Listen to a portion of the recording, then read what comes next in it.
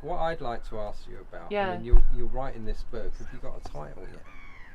Yes. Can you tell us? I can. It's called Estuary, a deep exploration of place. And each part you've recorded on boats, isn't it? For the most part, so it kind of started off for me. You know, I kind of grew up here my whole life, but wasn't a boaty person at all. And then 5 years ago, I was asked to be the kind of writer in residence on a kind of experiential cruise along the Thames Estuary for 5 days in a Thames barge. No, a Dutch barge, actually. Which I did, and it completely changed my experience and kind of understanding of the place where I live, to be kind of immersed in the landscape, and you know, just being a extremely nosy person, it just made me very kind of curious, you know, about the water, the stories of this place, you know, this kind of awareness, like the emptiness of the river seemingly when we were travelling up and down, and just it made me think about, you know, like who uses the water now, who has used the water, what are all those disappearing trades. You know, a lot of my work is about disappearances, normally urban ones, and people's kind of working lives, really. So the focus of the book has been a series of journeys on the water on different vessels, and a huge amount of oral history interviews with, you know, people like Brum who know the place really well, have spent their working lives on the river. So those kind of stories really inform the book. So I've had lots and lots of interviews, you know, with bargemen and tugmen and bullymen and lots of men. But then Just trying to get so You need Matsuko, who seems to have run off. Yes, I do. I said that to her on the phone because you know, it's a struggle to find women's voices, particularly when you're talking you need historically, Matsuko. you know, within living memory and kind of 20th century. There's other questions though, like when we was on the train, and we were talking about it, and you spoke really eloquently about the struggles with the book and how like because it is so complicated, so many scales of stuff at the same time, and then how would you, and so can you describe a bit about how you're having to deal with that? Because you said to me it was you couldn't do a historical narrative. No, absolutely not. So can you describe well, I think that this very interesting thing has happened as I've started to write it, and also I suppose my practice, I'm known to be in that kind of genre of psychogeography, which relates to the idea of the drift on foot. And of course, when you're on a boat, you're actually drifting, and you're drifting through time and space in a really different way than if you're walking. And there's something about that movement, that drift, and the deep amount of research into the stories of this place that's just constantly overlapped. So I'm kind of describing this coastline, and you're moving between time periods in a crazy way. So, you know, you might be talking about Elizabeth I at Tilbury, and then you go past the graffiti wall of fame in the same moment. So it's like time is just folding in backwards and forwards, past into present into past constantly, and it's like a rhythm of the book. The rhythm of the kind of waves of the water has become the structure that I'm writing within, and this is a completely new way of writing for me, and it's very freeing.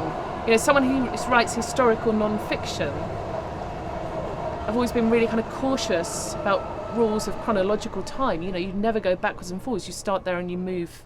It confuses the reader, where this is there are no rules with this book, and part of the book was this kind of curiosity as well, like what is the Thames Estuary? What is that space? Like, how do you define it? Now, I've interviewed over 50 people, and I've asked them all that question, and everyone says something slightly different. So the boundaries of the place are as fluid and as ever shifting and changing as the narrative, as the sandbanks. But then how do you know, my question then is in terms of governance, in terms of like, you know, all the pressures on this place, like, you know, Dubai International building London Gateway, or you know, what's going to happen? They're bound to stop doing a barrier, you know. Yes. Or when they wanted to put a bridge and just squash Canvey out of the way, and because it is so ambiguous, how does that, you know, how you know, how can that be dealt with? Because it doesn't fit within, you know, the state or the local authority's vision, or, you know, regeneration planning. Yeah, it just doesn't work. So then how can you deal with that? You know, how can you... Are you asking me how I'm dealing with it within this book, or are you asking the wider question of... Wider question, really. I don't know. I mean, I can only talk in a kind of personal sense. Yeah. For me, this started off as a book, kind of tracking disappearances in a very similar way that you're doing here, kind of gathering these stories of people and trades and traditions that have disappeared from the river. And it very quickly became and has become, you know, the most political book I've ever written, for sure. That's about all of these kind of burning questions, but particularly about the port. And the thread of that story runs through the entire book. In fact, that probably is the spine of the book, if there is one. You know, kind of questioning that and gathering data, you know, from the guy that does the nature talks on the Broomway to fishermen like Paul Gilson to mudlarkers on the other side, you know, all talking about how they believe the dredging in particular is kind of affecting this landscape. Yeah. So that's how I'm dealing with it. And I did go there the other day and had a kind of 4-hour tour around the place with this very nice young corporate environmental officer who was absolutely desperate to persuade me that they were doing lots of good things. He was almost in tears, like how much he wanted me to believe, because he needed to believe it. You know, yeah. He needed to believe it. Yeah. But yeah, I don't know if that answers your question, but well, I think it goes some way towards it. I mean, I think that's why, you know, kind of embedded arts projects here, like your book or this or other ones, are really, you know, they're useful for people, you know, to kind of like think about our memories and what we're doing and gain confidence from it. But I'm kind of really concerned, because I think that the way that the kind of logics of data's put together from computational models means that it rules out all the ambiguity. You know, like, so if you map the floor of this place, you think you know it, but you don't know it. You know, if you work out the weather patterns, you think you know it, but you don't know it. You know, because you've got so many different layers of interplay in this commons between species and between atmospheres and between planets. And I think that for me, that's kind of a much bigger picture of what's going on elsewhere. Like when you go and see the doctor with your own health, you know, you're so much more complex than a medical model. Yet, you know, it never gets to that.